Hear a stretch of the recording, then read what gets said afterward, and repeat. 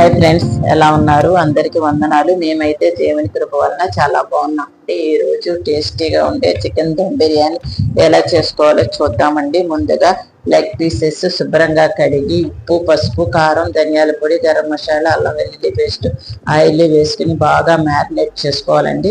తర్వాత స్టవ్ పై గిన్నె పెట్టి ఆయిల్ వేసుకుని వేడెక్కాక కట్ చేసిన ఆనియన్ వేసి బాగా డీప్ ఫ్రై చేసుకోవాలి. అవి ఫ్రై అయ్యేలోగా ప్రక్కన మరో గిన్నె పెట్టి దాంట్లో వాటర్ పోసి దాంట్లో ఇలాచి, లవంగా, చెక్క, పుదీనా ఆకు, కొత్తిమీర, పలావ్ ఆకు, ఆయిల్, సాల్ట్ వేసి వాటర్ మరుగుతుండగా రైస్ వేసి మరిగించుకోవాలండి.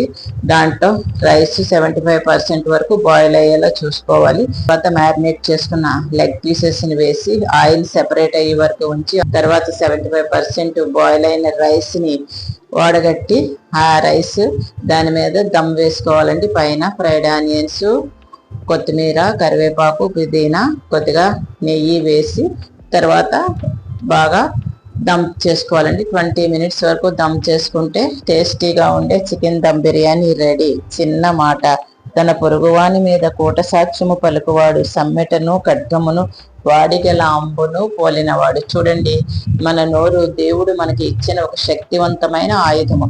అది ప్రాణమును కాపాడగలదు. కానీ అదే నోరు అబద్ధమును పలికితే అది ఖడ్గము, బాణంలా మారుతుంది.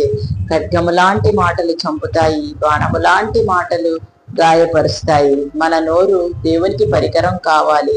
మన మాటలు ప్రాణమిచ్చే ప్రాణాలు కావాలి.